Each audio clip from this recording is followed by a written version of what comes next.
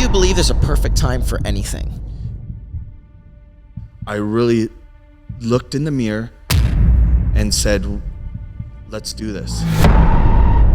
Who might struggle with finding themselves, finding purpose, finding passion. Because having her at such a young age, I was able to fight through those emotions, just always holding her. We're human. Things happen. Love yourself first.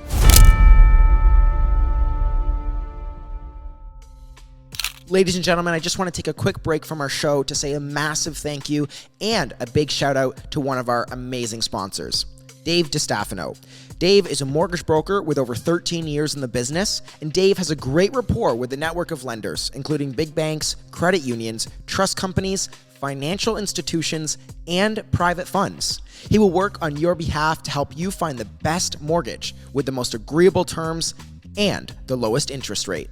After meeting Dave many times and having great discussions with him, he provides a level of confidence and comfort in knowing that he is going to take care of you. If you want to reach out to Dave, you can find his office on 6293 Thoroldstone Road in Niagara Falls. For more information or to make an appointment for any of your mortgage needs, call 905-933-1090. That's 905-933-1090. What's going on, Meeting Gold listeners? It's Chris Battaglia, 416 Coffee, best coffee in the world. Use the coupon code MEETINGGOLD to get 10% off your first order at 416 Coffee. Enjoy the show. Ladies and gentlemen, welcome back to the Meeting Gold Show. We have Daniel Cheatley joining us today. Daniel, how you doing, man? We're good. Glad to be here. So we have a tradition. After every single episode with the past guest, we ask them a question. We're starting to do this now. We ask them a question. What question do you have for the next guest without even knowing the next guest? So a good gentleman, friend of mine, Nelson Mason, former F2 racer, asked you where the inspiration goes from here. What would you answer to that? That's a good one. Yeah. So the inspiration. For you, for life, what do you think? Keep pushing forward. When you get stuck in obstacles or you see some hard times, if you're gonna go for something, just go for it, or don't even bother starting. So I'd say go all in and go after your values, go after your dreams. If you're having problems finding that and being inspired, then really do the work on yourself to figure out what it is that you're looking for and what it is, like, you know, that you're looking to be inspired by. I don't know if I'm going around the question here. No, and I want to touch on something that you mentioned. Yeah.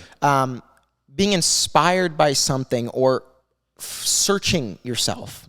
We actually talked a lot about that on the last episode with Nelson, and I'm finding it a common theme with driven individuals like yourselves who, and we'll talk a little bit more about this, who might struggle with finding themselves, finding purpose, finding passion, because they just want to do everything all the time. They want to be everybody's friend. They always want to be there for everybody, but they're never prioritizing themselves.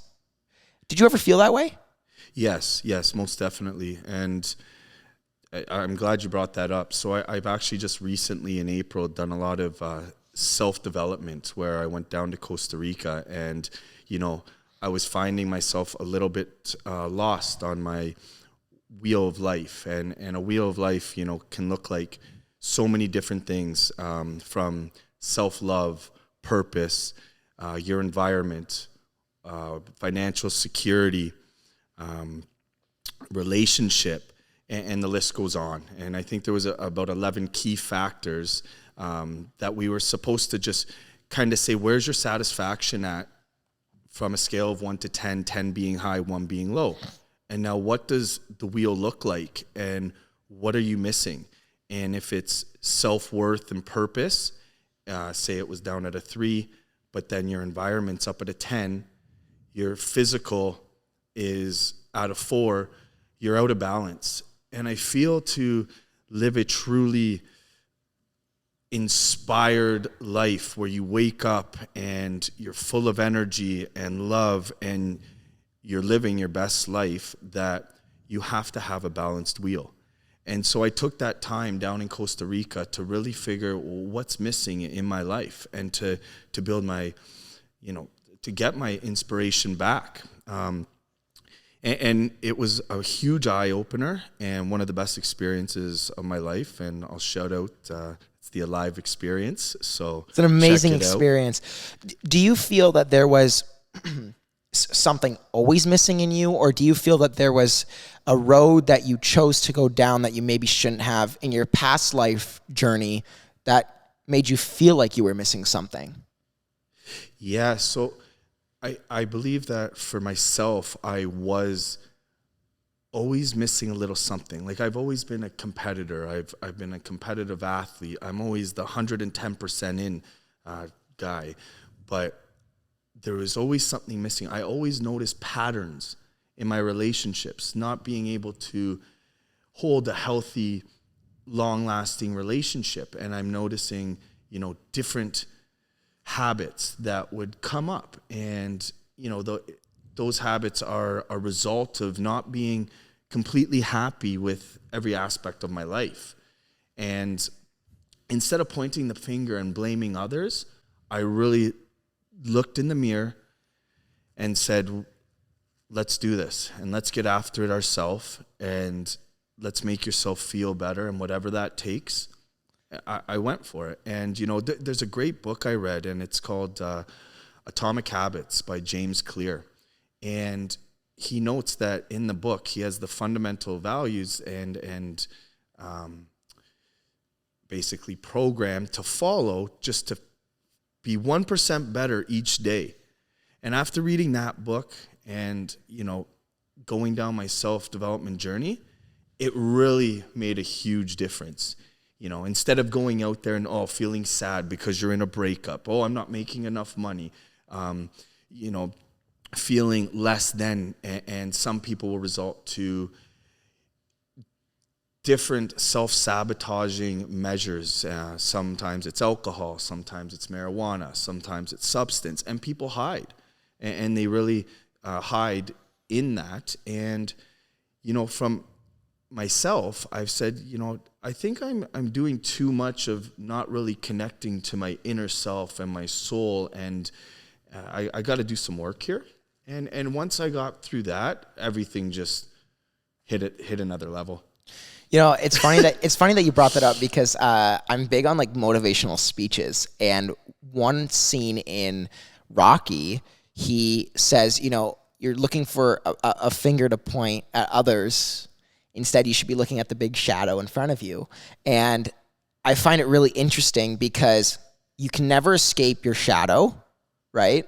You can never escape what you've done in the past. You have to embrace what you've done and learn from it. And it sounds like that's what you learned to start doing, is you went to Costa Rica and you started embracing, okay, this was me. How can I learn to develop and grow and grow as we go? As I mentioned before we started the show, where did you find yourself going in those tough situations? Like when you were down, or when you had imposter syndrome, or when you were just feeling alone, what kind of emotions would you incur in those situations? Yeah, so, I will mention one thing here, Samuel, is that... Can you cut that? No worries. He dropped his phone. So something with me is that I do have my beautiful 11-year-old daughter, Madeline. And so when growing, and because having her at such a young age, I was able to fight through those emotions, just always holding her very close to my heart. And so I would be able to push through. But what I did notice, and going through some of those times, is that I would try to distract myself. You know how some people, if they have a bad breakup, they say, they go to a rebound, or let's go to the pub and have a drink, and everything's going to be better. That doesn't happen. My anger inside, my self-worth, my disappointment, those emotions intensify when you actually try to run away and not deal with them head on. And what I learned to do is actually accept. We're human. Things happen. Love yourself first. Learn from all of that.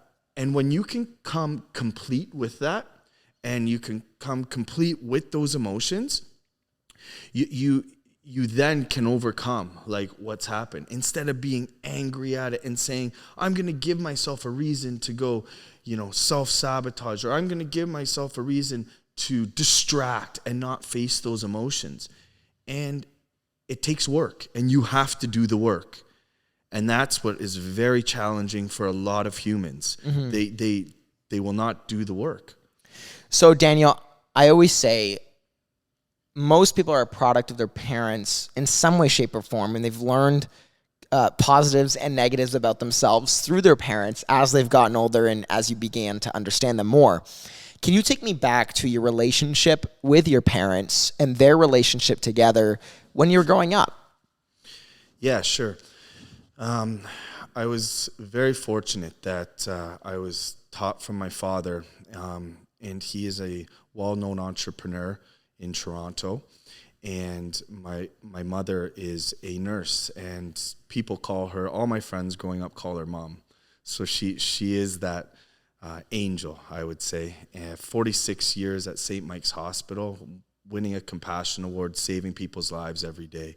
So that really instilled values. And if you look at my values, they're adventure, love, financial security, community contribution, purposeful work. All of those values have been driven in me since a little kid.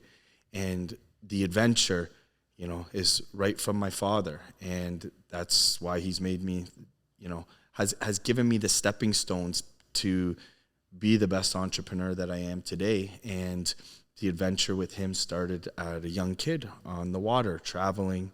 And it goes without saying that I'm a very fortunate person that way, that I've had those roots growing up. What sacrifices did your relationship with your father have to have in order for your dad to build such a successful company? A lot of sacrifices. And so I saw true love, like between my mom and dad, because she was always there for him. And you could imagine being an entrepreneur and him in finance and wealth management, that there's a lot of hurdles and a lot to overcome. One hobby investment that comes to mind is the development of Bluffers Park Marina. And that was a hobby investment of his, that he saw open pieces of water all across Toronto. And in 1987, went after it, found the investors, and envisioned putting a beautiful marina in Scarborough as a hobby investment. And it still stands afloat today and is fully occupied. With over 400 boats. Yeah, we have 420 slips and 25 float homes down there, and I'm a proud owner of one, and I have a business there as well, but that's a whole nother topic. You know what? You're a man of everything.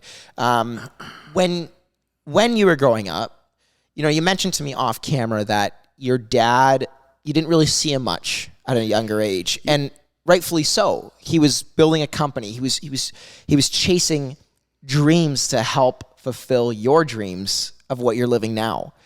But do you think you fully understood that at an early age?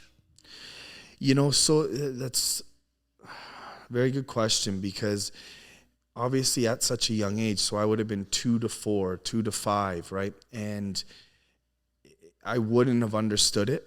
And I'm very fortunate that in my later age, there was the opportunity for explanation and me digesting it. It even goes to my sports, competitive hockey and soccer.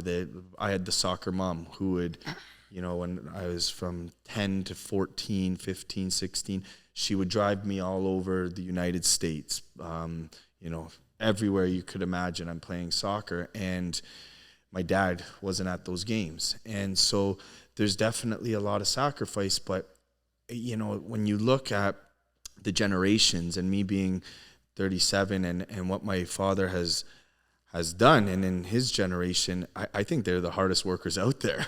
Yeah. And they really have given us all the opportunity. And I know we're a bit off in age. I still feel I'm your age. I know what you mean though. Don't worry. I'm only 21. You don't look a day over 20, man. Thanks, man. So, your dad wasn't home much. And he was building this company and he was chasing his dreams. They say you understand your parents as you get older. You resent them at an early age. Sure. You fight with them. You argue with them on everything, 10, 12, 15, even sometimes 18 years old. And sometimes it's not till, I guess you could say, too late to realize those things. Do you felt that way? Did you feel that way? Maybe you realized it a little bit too late that he was doing this for you? Because at least I know with my dad, he wasn't home much when he was building and funny enough, he was building his financial planning, private wealth business. And, I understand it a lot now. I understand a lot of that. He still made an effort to come to my games and whatnot, but I understood that, he wasn't home at 10 o'clock at night because he was still dealing with clients. But I didn't understand that when I was in it. And I had this level of resentment that, unfortunately, I struggle with even to this day of carrying over. Do you feel that way? Or are you in full understanding of what your dad has been able to accomplish and what he had to do that? Yeah, no, I'm in full understanding. And it obviously it was growth. And, I had a very close relationship with his father. And so they're my mentors. And so my grandfather's no longer with us today, but, he did a lot for my dad. And I saw how my dad got along with my grandfather. And so I was able to see, there was one thing that actually jumped and made it all clear to me was when I was in university. I think we mentioned this off camera, but I asked one of my profs, and it was a new course, entrepreneurial course, and we were supposed to be interviewing people in Waterloo, but I asked him if I could interview my father. And that's when I actually... Why did you ask him that? Because I never knew the whole story of my father when he was younger than me, starting, and it was to be on an entrepreneur that could give other entrepreneurs inspiration. And how do you teach entrepreneurship? It was never taught in school. Mm-hmm. You're born with those skills, and it takes a certain type of person. And so I look at my father, and I wanted to know his whole story, to know how, why was so much time needed for certain things? How did you go about it? And it really gave me clarity on a lot of things. And so, I'd say there's no resentment.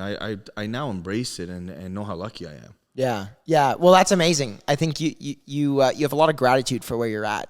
Did you ever struggle with gratitude? Don't we all? That's a good point. Yeah, so at some point, right?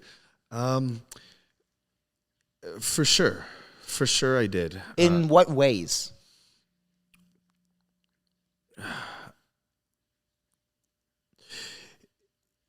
I always, today, I try to think that I have the most gratitude, but there was points in my life, even when I was, 25 to 30, where I wanted to travel, and I thought, but I have this daughter, and then I'm like, but I'm grateful for this daughter, but why am I not out there traveling the world and doing the things that I thought I would be doing right out of university? But ultimately, I'm always grateful.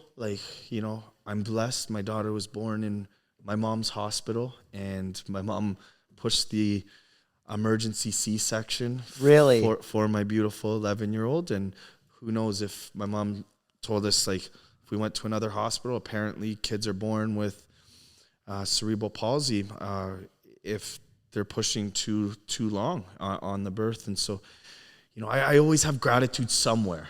Yeah. So I've never been without it completely. But, you know, like when people say, oh, the trust fund baby, or, you know, or you think you're, what's the word when they're... No, I know what you're going for, though. It drives me crazy. Yeah. It's like Well, entitled. Yeah. Like when they say, you know, you feel like you're entitled, and it's like, that would just make me angry. I'm like, do you realize I worked at McDonald's, SRDS, Western Bakery, delivered newspapers? Yeah. Do you guys realize this? There's nothing handed. You know, they say, I went on this mindset retreat, I think 2.5 years ago, 2 years ago. And the coach said, he goes, you know, the reason you want to get defensive, because I would get defensive with my dad. Sure. Because when we have conversations, and even sometimes still to this day, about my business, what advancements I should make, what things I shouldn't do, should do, we'll get in arguments partially because I'm defensive on the way that I think about those kind of things. And I would get angry, very angry. That is something that I'm still obviously working on to this day. But the coach said, you know, you being defensive on those things shows that you don't have confidence in yourself to even manage those things. Do you feel that way with sometimes maybe your anger? Yeah. That's a good one. Like, I can't say I 100% feel that way, because I feel that where I am currently in life, that I have done the work to be able to be at a place where I am able to manage it, right? Even last night, I did an amazing breathwork session. And, you know, so I have the tools now to be able to deal with those emotions. But, you know, sometimes when things are out of your control, instead of getting angry and reacting so fast, breathe and take it in and realize, what are you angry at? Is this in your control? Because the angrier you get and you react in a certain way, you're going to look at the conclusion of it is going to be even worse if you're being responsive in an angry manner. But if you can let go of some of that and realize this is out of control, and trust me, in business, I've had to do it a lot, and over and over. And even though when you know you're right, and you're like, oh, why can't I control this? Like, I know this is the better way to go. Why aren't they listening to me? And that's like in business, especially being a young entrepreneur, gets very frustrating and angry. And so I don't know if I'm hitting the question dead on, or like if I'm around it. No, I want to ask you, I want to dive a little bit deeper into that, because, you know, we laughed at, we're both Italian. And, you know, as much as culture nowadays wants to forbid talking about culture and how culturally people are different cultures make different people think certain ways and react certain ways. And Italians, especially male Italians with very driven fathers, like we both have, anger is a big one, because I think there's a subconscious level of, and this is me still trying to figure this out, and I can tell even you sometime to this day, trying to figure out, what is making you angry about that conversation with your dad, or that conversation with your wife, or that conversation with your friend, or whoever, or your business partner, whoever it may be. And like you mentioned, especially I find Italians can struggle with that. Italian males. Sorry I don't know if I was clear, but my dad is Irish, mom's Italian. Interesting. But no, there is a lot of Irish. Even better. Oh, like you put those two together? I guess I should have said, I'm being nice on the Italian side.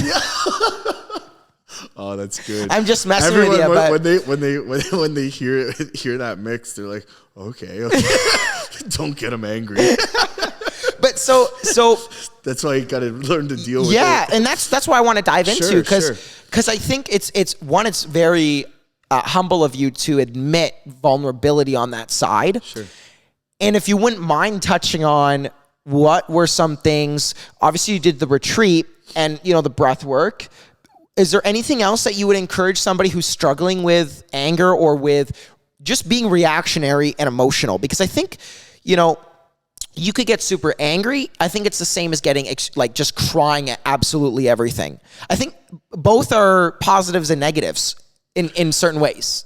For sure. I think that's a loaded question where everyone is different and unique. So, you know, like when you're younger, you have the kids that are in anger management, right? But if you're developing anger over a certain period of time, I believe that this is just my advice here, would be the best thing would be to come aware of it, come self-aware of it, and say to yourself, why? And is there someone that I can reach out to and talk to? And by doing that, you're getting a secondary opinion, but then how do I get rid of that anger? How do I deal with some of the anxiety that brings on anger and emotion?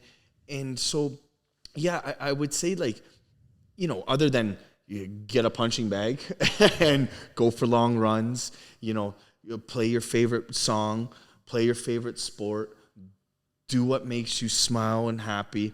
When someone's in like a trauma state, sometimes that anger feels like, you can't get rid of it. Yeah. And it's uncontrollable. And that's where it gets scary. And because of the work that I've been doing, I'm finding different tools for the toolbox to work with those emotions like anger. So I don't think there's like one ultimate, like, talk to Daniel and I'll fix it. I think it's a more of a, what can I get from the toolbox that will help me? And if that is, you know, breath work or just talking to someone that can help with it, by all means. I think the hardest thing is that people don't like to reach out to others and ask for help. Yes. Quite honestly, I couldn't agree more with that, because people don't want to admit when they are struggling with that thing. I think that's a big one. I just started seeing a counselor in Oakville in person. Amazing. And it was so hard to get to the point of actually looking on the website, because it feels like you're admitting defeat. Like you are not good enough. But I think if you want to look at it from that way, then nobody's ever good enough. And you just have to be okay with that. And it comes with a sense of just embracing who you are. So let me ask you this. Where in the point of your life did you really start to embrace and begin to know who you are, who Daniel Cheatley is? Yeah, I'm still learning. So I feel like you learn every day, and I don't think the learning can stop. And, you know, even the most powerful speakers still do things that will continually keep them learning. But when I really dove into who I am and myself was the birth of my daughter. So like 11 years ago was really when I said to myself, no, I'm not going to stay in this job because it's not making me happy. No, I'm going to speak for myself here. No, you know what? I have a problem here. I'm going to seek the help. And that's how am I going to provide the best stepping stones for my daughter? That's really when I started to dive in and say, you know, I'm not going to be this macho, athletic, tough guy that everyone sees me as. I'm actually going to admit to problems and let people know, you know, mental health's a huge thing, and over the last decade has been brought to the forefront. And so now you have a lot of influential people and celebrities speaking about it, because without your mental, I always love saying the saying, like, health is wealth. What is wealth? Like, what is success? If you don't get control of your mental, there's nothing.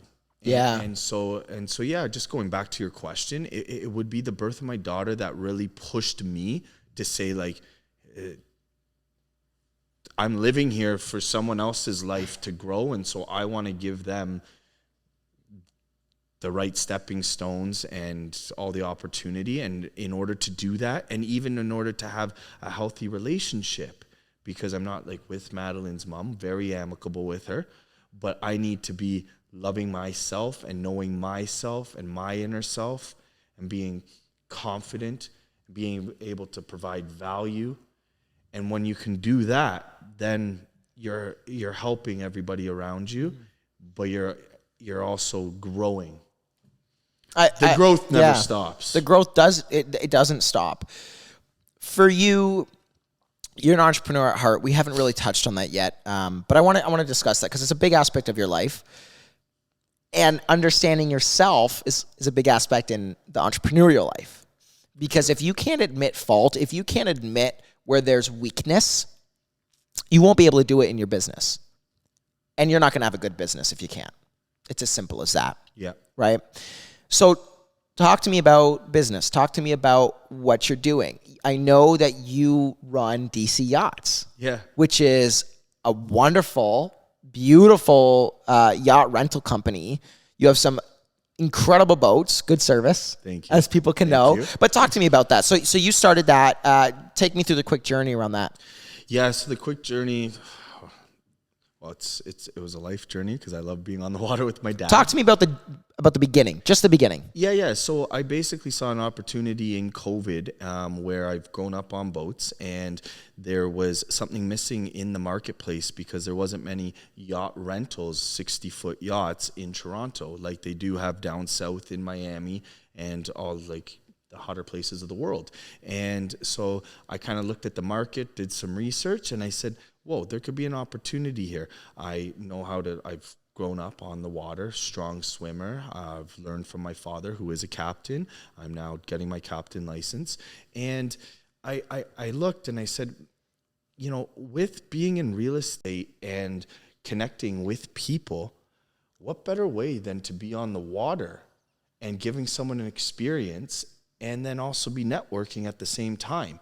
And so this was my second year at it. And the first year I said, let's just go out and try it. And it went right off and took off very well. And so basically we'd come out of our marina of Bluffers Park and take them on a tour of the Toronto skyline into the islands, out back to the beach, go around the airport, and basically custom and tailor the experience to the group. So I'm dealing with every walk of life, from your corporate to your party, 20-year-old parties, 20-year-old business people, to your professional athletes. And so, a long story short, I look to expand that business, and I've just planted the seeds right now. Yeah. And I'm very excited about it. And it's obviously a seasonable business, which would be, 4 months of the year. So I'm about 4 months of the year where it can be super busy, super lucrative, and I can continue with my real estate career as well. So I'm always one of those believers in trying to set up passive income. Yeah. I want to know your first memory on the water with your dad. Okay. All right. What is that? Because I think that stems a lot. Like, you actually have tattoos. I do. With a compass. I do. Can you describe your tattoos? Sure. Yeah, the compass actually leads to Bluffers Park Marina, and the maps actually the Great Lakes that lead up to the North Star. That the roses on the back are all symbolizing people in my family, and I've got my daughter's heartbeat, and it goes on the back shoulder blade to an anchor that has Madeline Rose on it, and I'll be filling in the rest, but probably on life journeys on the water.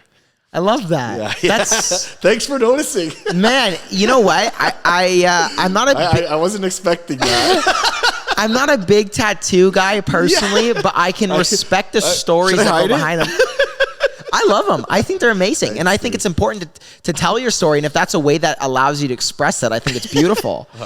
So you're back. So your earliest memory with your dad on the water. So this one's very powerful because it was with me forever, and I can envision it like it was yesterday. But it was when I was 12 years old, and my dad rented probably 55-foot sailboat down in the British Virgin Islands, captained himself, and took me all around the islands, and would draw, and it's a little different than when you go to an all-inclusive resort and you've got the tour guide and they take you snorkeling and this and that, because you're really out in the ocean, adventure, extreme.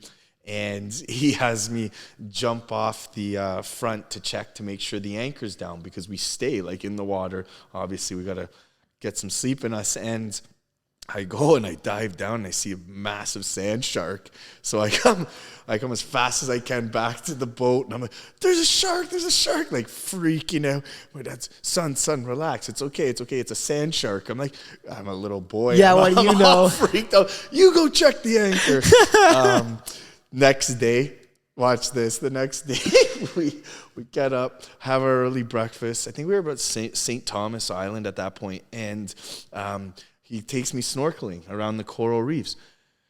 We get out there. Now I'm a little nervous. I'm in this big ocean. Like, I've seen this shark. What else am I gonna see? Yeah. And we start snorkeling, and right underneath, and my dad grabs me by the wrist, stay still, and a massive 4 foot, it's probably bigger than me, barracuda, right underneath us, and holds me. And just to be still at the top of the water, boom, like right under us. And then my dad looks, and I could just remember, like, with the masks on, okay. And we keep going, right? But that definitely, after doing that, I realized, wow, I'm a daredevil. I love adventure. I'm a risk taker. That spike of adrenaline. That spark of adrenaline. Yeah, it sums me up. So that's when I was a little boy. I'll never forget that trip. And I want to go back there and actually be able to sail him around the islands. Yeah. What, how would you describe your relationship with your dad? Oh, amazing. He's my best friend. If you could use okay. Let me ask you this. Here's a better one yet, because not too many people have that type of relationship with their dad. We fight like the Irish. Absolutely, but then absolutely. We'll walk away, come back the next day, and won't hold a grudge and say, let's get over this. Yeah. For you, what do you think you did in your relationship with your father to become best friends? I listened. I was present. I would show that I hear him. Sometimes you don't have to accept everything that your parents teaching you. Every parent teaches differently. They try to write books on parenthood, but no one really has that true answer of what makes the best parent. Everyone's got their own. And so for me, it's showing just gratitude and appreciation for everything that he's enabled me to do. Again, like, I went to university. A lot of people pay for OSAP and all of that, and take out these massive loans. And, like, to be honest, I wasn't ready to go to university. I didn't know what I was gonna take.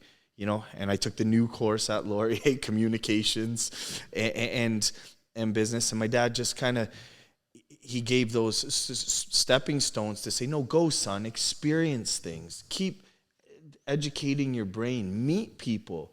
That's one of the most important things. Educate yourself, but you're not going to know exactly what you want to do. So just go out there, learn, but meet people and grow. And, like, I would listen to him. And, like, from a young age, if I was ever stuck, I could always go to him. And by going to him, how, like, some kids, you would lie or be scared to tell your dad this happened. I would just go, I messed up here. Like, this is what happened. How would he react? It's okay, son. I'm glad you told me. I love you. We can get through this. With in the back, why do you do this again? Absolutely. But it's interesting. Screwed up again. Well, what I love is that your relationship really, at least hinges somewhat on your ability to listen. And I think, like, at least for me, and I think for most other people, as you grow up, right? I'm only 19. So you start to see your parents as real people with real struggles themselves at the age that I'm at, 17, 18, 19, because the blindfold goes away when you get more mature. Well, you're very mature. I appreciate that. Thank you. I could tell you that much. But the blindfold goes away as you get older. You understand them more, and that's what it goes back to what I said right at the beginning.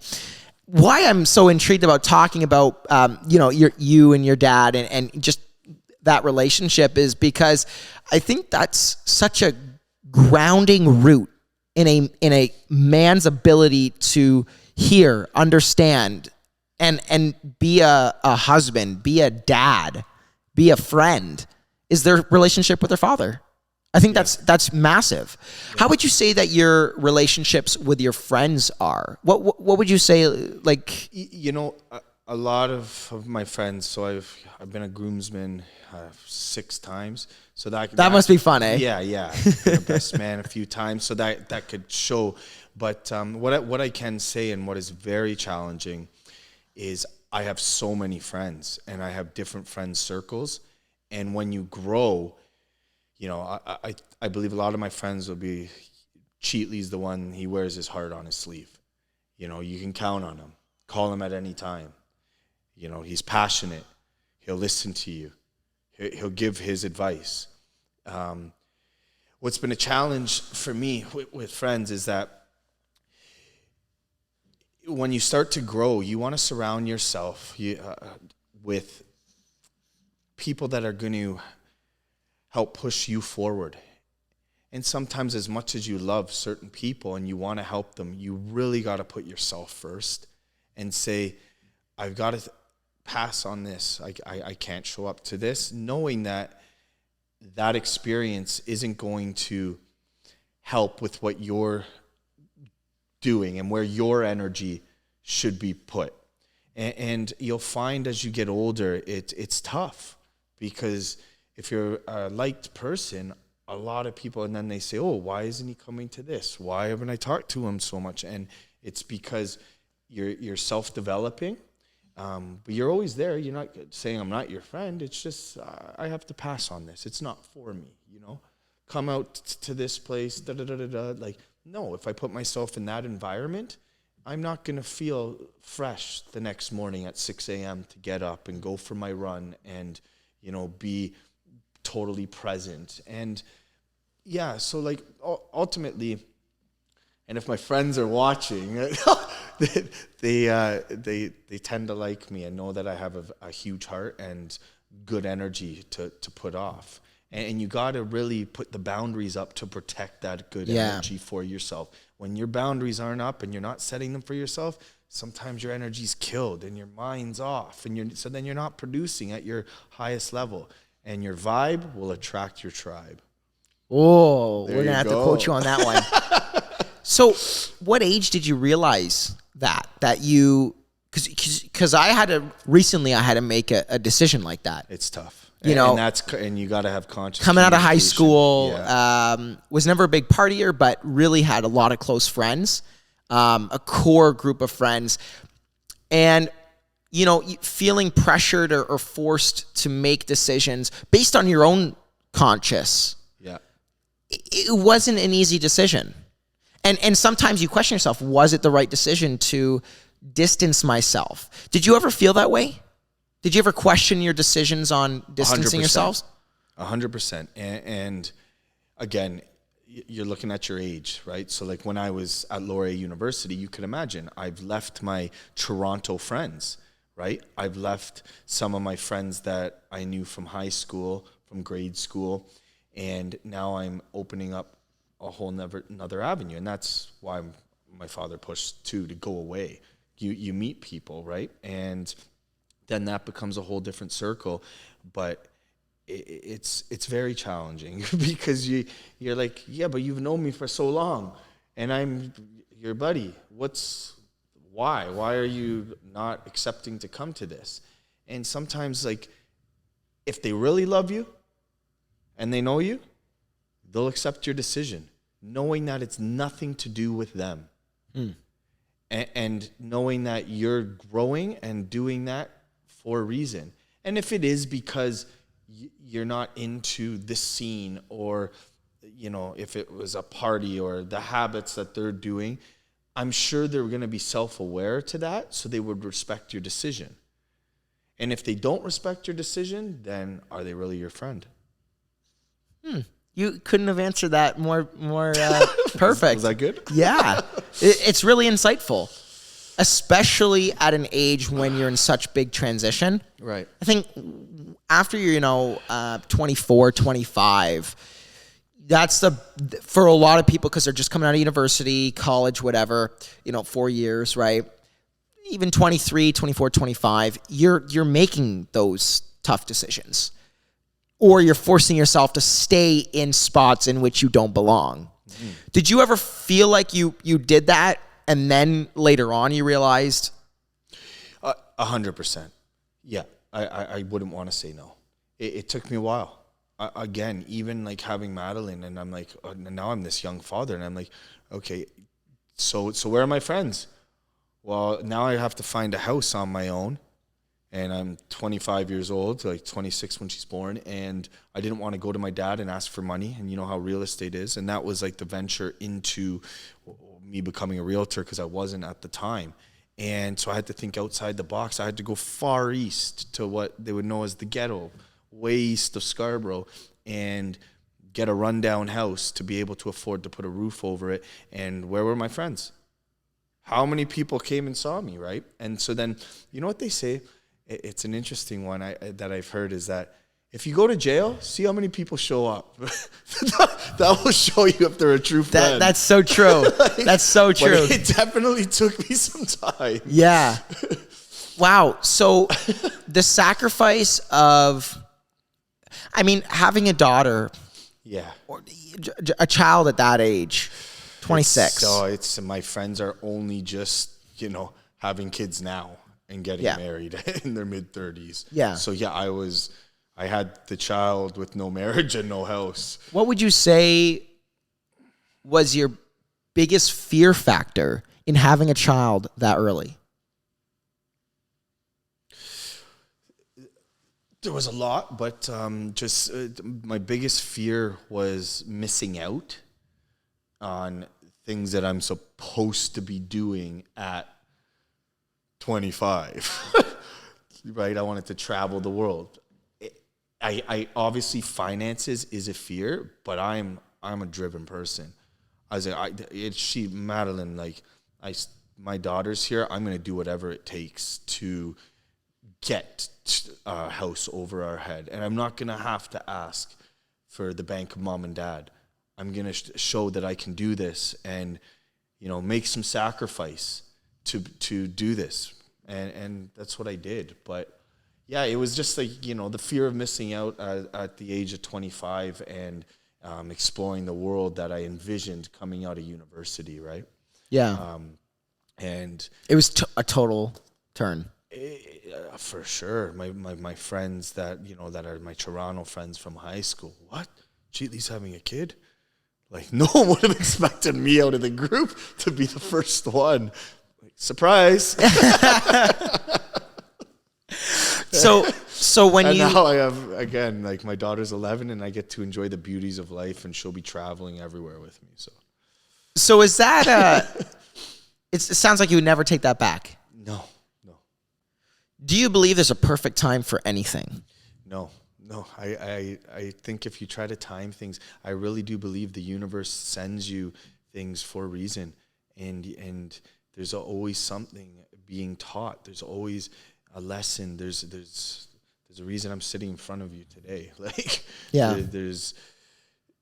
I really don't believe if you go out there and you try to think you hold that crystal ball and you're going to time things perfectly, good luck. Mm-hmm.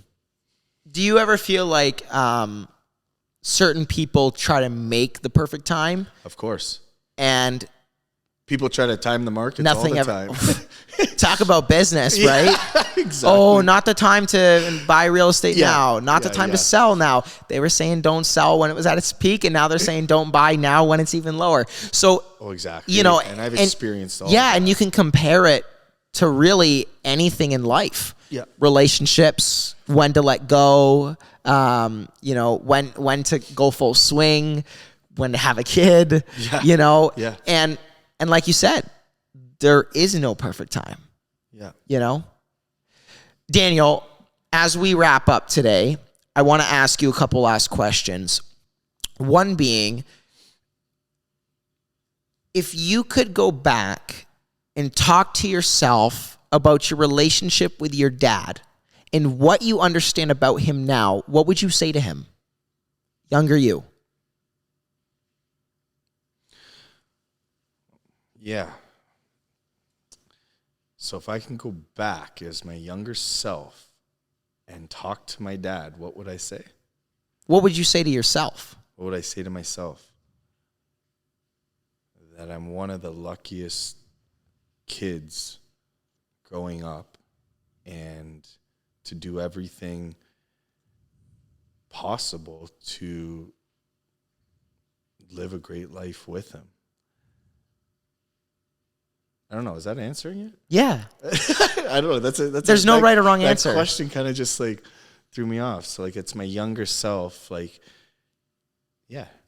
And being in myself today is, I feel that way. And so that's the way I'm going to continue to live. Yeah. Yeah. What I admire is that it doesn't seem like you have too much you're holding back in terms of communication and relationships. No, I'm very vulnerable, authentic, and I feel that if you're going to be somewhere, be present and give everything you have, and that you'll get the most out of it. Yeah. How crucial has that been in just relationships in general for you? It's massive. It's game changing for me, and I believe like that's what you have to do in life if you really want to get the most value out of any type of relationship. Connecting on a business level, connecting in an intimate relationship, connecting with your kids, because people can sense that energy off you. Okay, my last question. Your next question to our next guest. Okay. What would it be? Who's the next guest? That's the whole point. You're not supposed to know.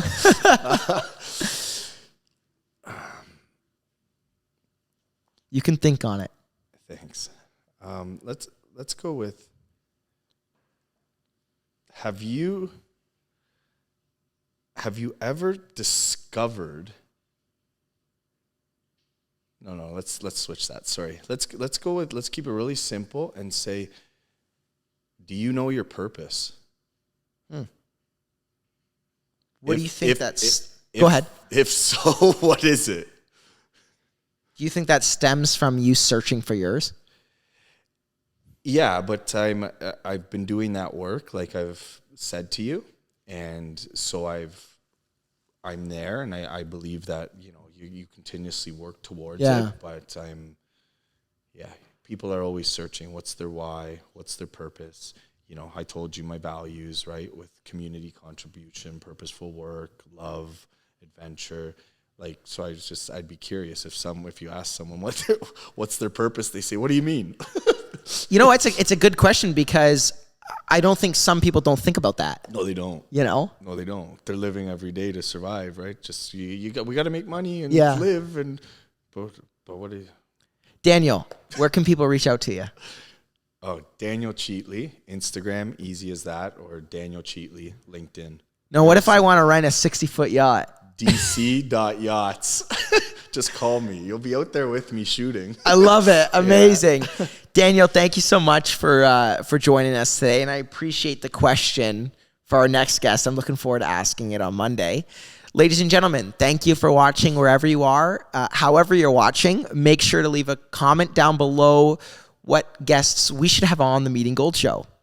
Our golden guests in the golden chairs. Thanks so much. All right, guys, we'll see you later. Bye.